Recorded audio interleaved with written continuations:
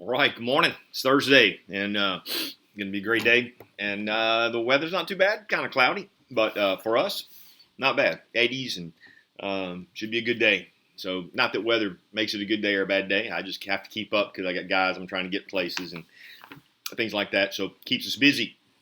But hope your day's going well so far. If you're watching live, it's pretty early for you, right? We spent last night watching a movie, kind of a sad movie in some sense, good ending. It was just the story of man's kind of fall into sin, and then grace brings him out. I think it was called Break Every Chain on Amazon Prime, but it was a good movie. Makes you think. We watch a lot of varied movies, man. We're not real picky. We'll just risk it and see what goes on. And sometimes we'll look at each other and go, "Oh, that wasn't a good one." But most times, even the ones that are what we would call average, there's a point that's really good. To me, a movie's worth watching if it makes you think about things after the movie's gone away. And so it's good. It's really good. Just doing those things on occasion. So that's what we did. Let's go ahead now and turn to Romans chapter 3. Let's jump into some truth today and see what we can find. And so, man, Paul is building a powerful case. And I don't want to rehash, but hey, the good news is we're at the bottom of this. Now we're going to find the rescue. And so after today, we're going to begin to look at that. But here's the thing. We're all under sin's spell. Everybody. There's no one that was born in this world other than Christ who wasn't under the spell of sin. It is the inherited curse of Adam who chose to violate God's law in the garden. So that's where we find ourselves. Now, but here's the thing. Most everyone you run into would like to think of themselves as a good person, right? I mean, I do. Rarely do I run into a non-Christian who doesn't think they're a good person. I don't run into Christians who don't think that they're anything but a good person. You can run into Muslims and Hindus and Buddhists and all of those. Go to the political realm. The farthest extreme liberal would believe that they're a good person. The farthest whacked out right, conservative think they're a good person. And so the world is, in a sense, deceived and slumbered in that. So Paul has shown that that's all false, right? There's none good. Paul talked about the base non-Christian, that guy who really doesn't have any moral bearing, just an average Joe, walks up in life. He's been given a revelation. He's got God's creation and conscience that should drive him to seek God. But he suppressed that truth. And so because he suppressed that truth, you're left with irrational thoughts. Because if you remove God from the equation, you have nothing but irrationality. That's why it's very difficult to argue with those who have no understanding of God or no comprehension, because they're just fools. They're irrational. Their thoughts, there's no logic in their thoughts. And so it's a crazy world to dive into. But so they've chosen then to worship the creature, right? Not creation, not the creator, but the creation, creatures, man-made images, those kind of things. And then that leads you into a depravity of sins. When your mind is darkened, you can rationalize everything in your irrational mind. And so one of the chief sins was this concept of the perversion of the purpose of man, to multiply the earth, be fruitful and multiply. And so they perverted that through homosexuality and the deviance of that. And then it just listed a grocery list from the terrible sins to those that we would go, man, he was just disobedient to God. I mean, the children is thrown in there. Then he spoke to the moral individual, right? With their proud judgment of others, right? They know how to judge others and go, I'm better than you, right? Those are maybe Christian, maybe not, maybe religious. They're just people. But they too are guilty. They're hypocrites. The very things that they're claiming others are doing and is wrong, they do themselves. And then he says at the bottom of that one in Romans 2:6, he repays each according to his deeds. It's about works.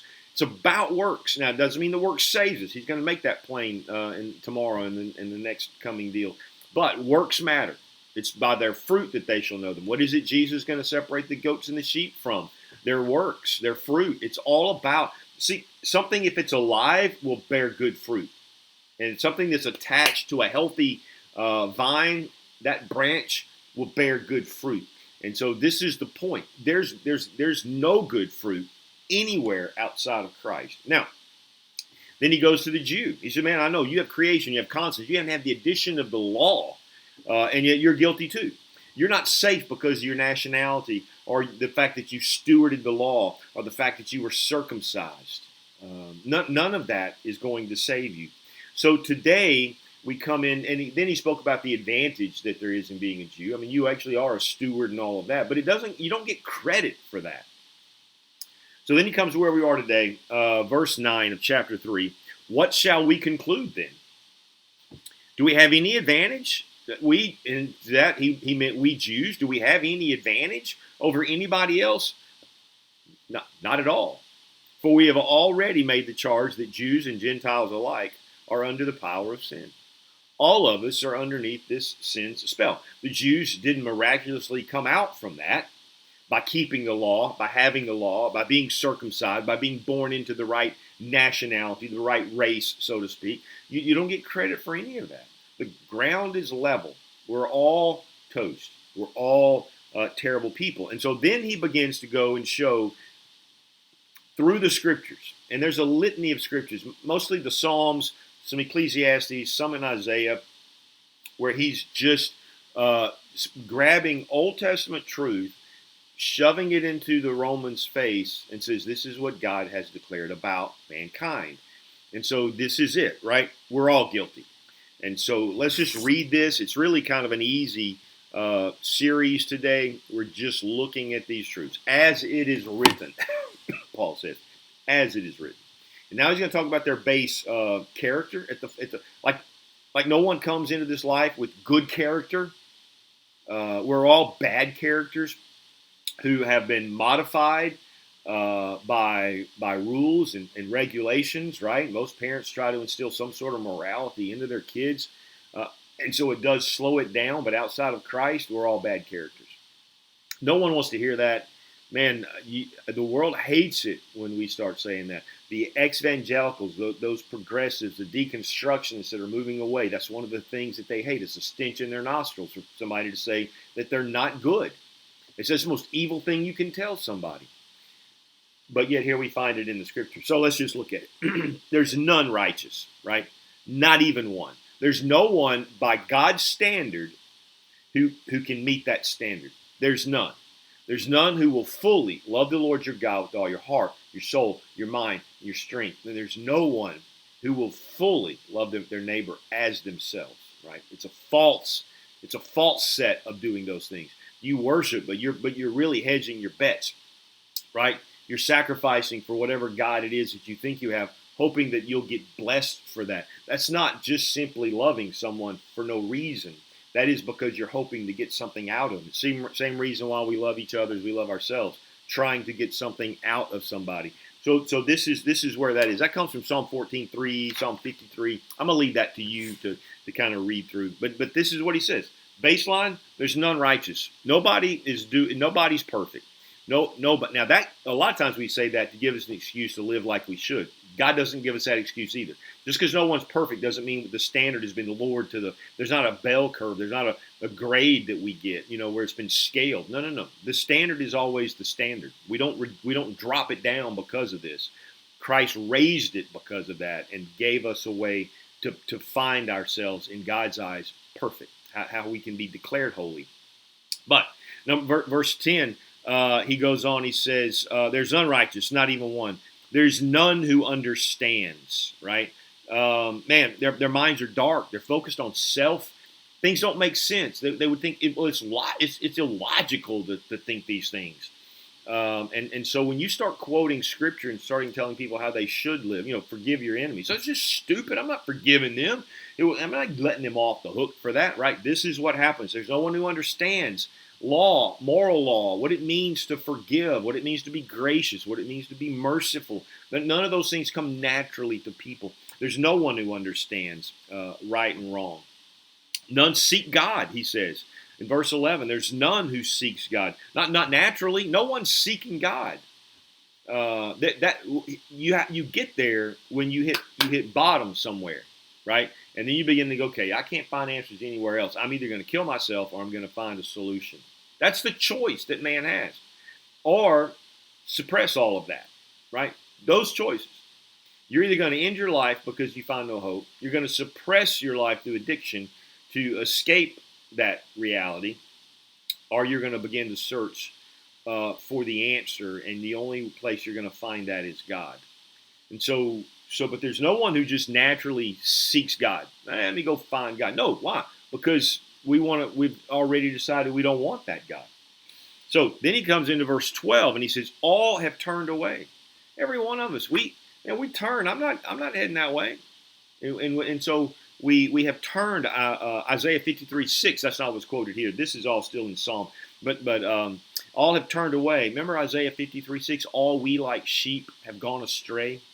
We have turned each to our own way, and the Lord has laid on him the iniquity of us all. That's the Isaiah 53:6 understanding of that.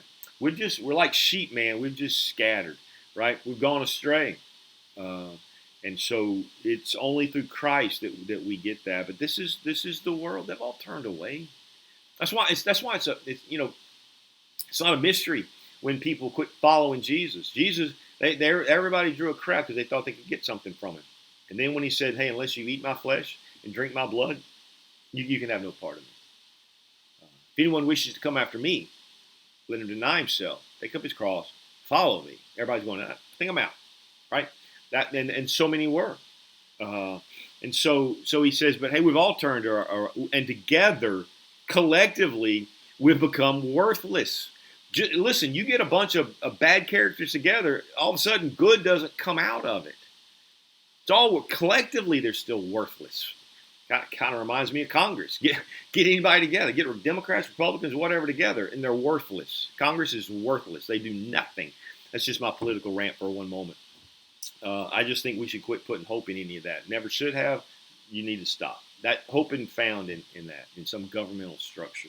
No, not one person is good. This is what he says. There is no one who does good. And then for emphasis, this is Psalm 53:3, not even one, right? So this is the state. This is the conduct of man. Every baby born into this world, that's what they are at the baseline. That's what they are.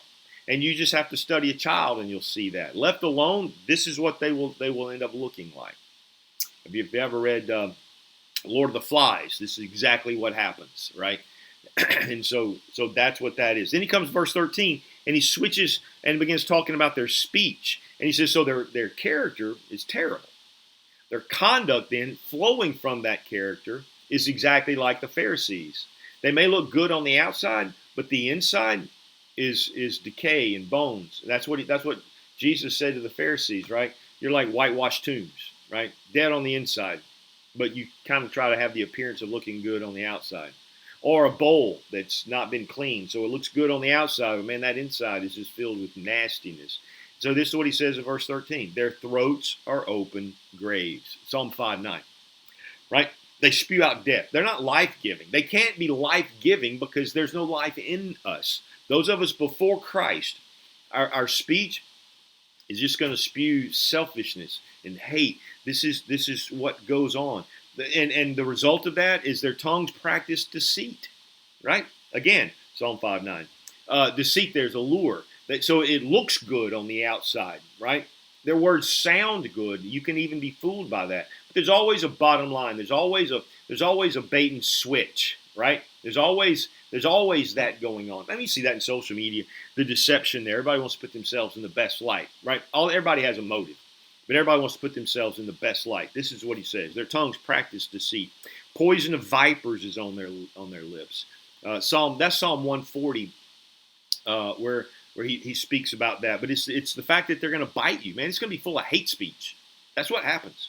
That's what you want to know where all this hate speech is coming from and all this stuff. We like to label anything we don't agree with hate speech, but the deal is, it's because their mouth is full of cursing and bitterness, right? There's the poison of vipers on their lips, full of bitterness and cursing, right? Never anything good to say. Psalm 10, that's Psalm 10:7. There's nothing really ever good that they say about anything. It's always negative Nancy, always I don't mean to draw down on Nancy, but just negative. They're just negative people, right? So that's their speech. So their character is this. Their speech looks like that, and then he says, and then how they act, right? Their character is who they are, kind of on the inside. That evil character will always present itself in bad conduct, and so then he moves to that in verse 15. He says, "Their feet are swift to shed innocent blood." Isaiah 59:7, and not to bash the whole political thing, but man, it just seems like the whole world was rushing headlong into just wanting to kill babies. And I realize that's a treacherous statement to make today. I'm just telling you, it's weird to me how fast we want to push everybody to endorse the fact that we want the privilege of just murdering people. Strange, very strange to me, and I will be not undone by that. Verse 16, ruin and misery marks their ways. So the conduct always leaves a trail of ruin and misery, right? How many lives have been destroyed by the world like this, with that character and that speech and that conduct? How many marriages have been destroyed? How many kids have grown up tainted by this kind of stuff? Grew up in a household of misery that marked their way in ruin. How many businesses, how many relationships, how many of those things have been destroyed because of these things? This is what the scriptures speak of. This is what he says is the way of the world. This is their conduct. And then he says in verse 17, "And the way of peace they do not know." Again, that's Isaiah 59 he's quoting there. There's always fighting, always arguing, always protesting. They're never going to find peace. You will never agree to disagree in that sense. That's a statement somebody says when they're tired of arguing. But the reality is the difficult of the self-man, the natural man, is that they will never find peace. They're always going to be warring with somebody because that war is in themselves. They're battling themselves. This is a little psychology, but that's what's going on. They don't like who they are, so they're determined to destroy everybody else. And so this is what we see. And then he gives us this tragic bottom line. There is no fear of God before their eyes. This is it. This is what it comes down to.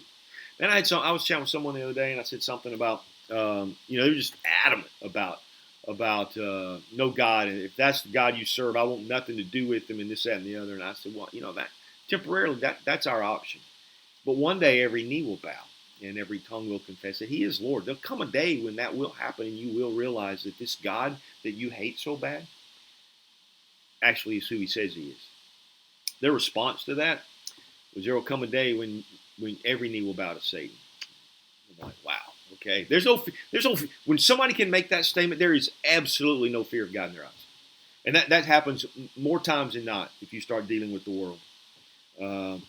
Proverbs 16, that was Psalm 36 where he says that there's no fear of God in their eyes. But Proverbs 16:6 says this: by mercy and truth, atonement is made for wrongdoing, and by fear of the Lord, one keeps away from evil. Listen, there's no turning apart from the fear of the Lord. Without the fear of the Lord is the beginning of wisdom. Wisdom is what's lacking. Their minds are a wreck because they're irrational thoughts. Until there is a fear of God, that's the problem. And so we look at that, and then we just, real quickly, let's just kind of think through some of the examples, and we'll read that last little section. But, I was thinking about Zacchaeus. Man, he's bopping along, man. He's making money. He may not have any friends, but he's making money, having a good time. But there's something about him that goes, man, I wonder if there's something more, right? There's this guy, Jesus. What's he about, right? So he climbs up that tree, sits there. Jesus comes and says, hey, man, let's come meet with me, right? You know what he ran into? Mercy and truth. By mercy and truth, atonement is made for wrongdoing. And by fear of the Lord, one keeps away from evil. Zacchaeus ran into mercy and truth that day. And he realized Jesus wasn't condemning him. He just wanted to see that sin gone. He wanted to see him live his life. The woman at the well, the same way. Every other person she'd talked to, every other woman she'd gone to see at that well, trashed her when she was there. They're talking bad about her. She had 5 men, 5 husbands, and she's probably going to steal theirs and that kind of stuff. She comes into Jesus, and while he's honest with her, she sees mercy and truth. That's why she runs to the town and says, you got to come hear this man. He's told me everything I've ever done. Right? That was the whole point of Judges, man. God would bless them, And then they would get fat and happy about that. They would chase other idols, other gods. They would chase stuff. God would send judgment to drive fear into their eyes. Eventually, they would wake up and cry, "Uncle." And then they would confess their sins, and God would then bless them. And that cycle repeated over and over and over. And so we see that. Listen, creation and conscience, and then all of these examples have not caused people to fear God. Sodom should have. Jesus says that should have served as a reminder. God's destruction there should have sent fear into your life, but yet it didn't. The flood should have, but yet it didn't. Christ should have, but yet you killed him. And so then we come to 19 and 20, and we'll be done. He says, now we know that whatever the law says, it says to those who are under the law, so that every mouth may be silenced and the whole world held accountable to God. God has a law, and he won't change it. And so we're all going to subservient to that law at one place or another. Therefore, no one will be declared righteous in God's sight by the works of the law. You can't earn your way to heaven. Though through the law, we become conscious of our sin. That's the only hope we have, to see that we are sinful people. This is why Paul was driving this home. Man, I kept you too long today. Lord bless you. But that's the bottom of the bad news. It's only up from there. And so I'll see you in the morning. All right, Lord bless.